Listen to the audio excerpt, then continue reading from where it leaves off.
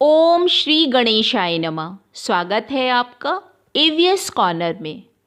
प्रतिवर्ष माघ मास की कृष्ण पक्ष की चतुर्थी तिथि को तिल संकृष्टि गणेश चतुर्थी व्रत मनाया जाता है। इस दिन पूरा दिन व्रत रखकर भगवान गणेश की पूजा की जाती है और शाम के समय चंद्रमा को अर्घ्य देकर व्रत का पारण किया जाता है। संतान की लंबी आयु, सुख सौभाग्य में समृद्धि के लिए सकट चौथ का व्रत विशेष महत्वपूर्ण होता है। पद्म पुराण के अनुसार इस व्रत को स्वयं भगवान गणेश जी ने माता पार्वती को बताया था। आज के इस वीडियो में आप सुनेंगे सकट चौथ की व्रत कथा। चौथ के दिन सबसे पहले भगवान गणेश और सकट माता की विधि विधान से पूजा की जाती है। पूजा करने के बाद जो भक्त सच्चे मन से भगवान गणेश और सकट माता की व्रत कथा पढ़ता या सुनता है, भगवान गणेश और सकट माता उसके सभी मनोरथ पूर्ण करते हैं। कथा शुरू करने से पहले बोलिए भगवान गणेश की जय, सकट माता की जय। आइए अब सुनते हैं सकट चौथ की ये व्रत कथा।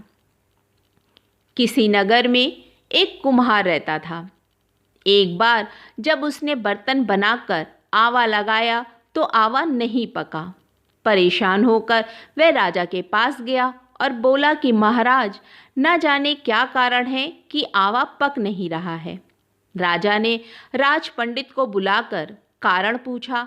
राज पंडित ने कहा, हर बार आवा लगाते समय एक बच्चे की बलि देने से आवा पक जाएगा। राजा का आदेश हो गया। बलि आरंभ हुई। जिस परिवार की बारी होती वह अपने बच्चों में से एक बच्चा बलि के लिए भेज देता। इस तरह कुछ दिनों बाद एक बुढ़िया के लड़के की बारी आई। बुढ़िया का एक ही बेटा था जो उसके जीवन का सहारा था, पर राजाज्ञा कुछ नहीं देखती। दुखी बुढ़िया सोचने लगी, मेरा एक ही बेटा है, वह भी सकट के दिन मुझसे जुदा हो जाएगा। तभी उसको एक उपाय सूझा। उसने लड़के को सकट की सुपारी तथा दूर्बा का बीड़ा देकर कहा, भगवान का नाम लेकर आवा में बैठ जाना, भगवान तेरी रक्षा करेंगे। सकट के दिन बालक को आवा में बिठा दिया गया और बुढ़िया भगवान गणेश के सामने बैठकर पूजा प्रार्थना करने लगी। पहले तो आवा पकने में कई दिन लग जाते थे, पर इस बार भगवान गणेश की कृपा से एक ही रात में आवा पक गया। जब सवेरे कुम्हार ने देखा तो वह हैरान रह गया। आवा पक गया था और बुढ़िया का बेटा जीवित व सुरक्षित था। वह डर गया और राजा के दरबार में जाके सारी घटना बताई। इसके बाद राजा ने उस बच्चे और उसकी माँ को बुलवाया तो माँ ने सभी तरह के विघ्न को दूर करने वाली संकृष्टि चतुर्थी व्रत का वर्णन किया।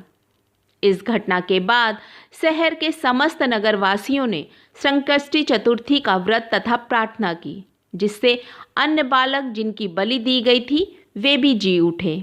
यह देख नगरवासियों ने संकृष्टि चतुर्थी की महिमा स्वीकार कर ली और इस घटना के बाद से महिलाएं अपनी संतान और परिवार के सौभाग्य के लिए संकृष्टि चतुर्थी का व्रत करने लगीं।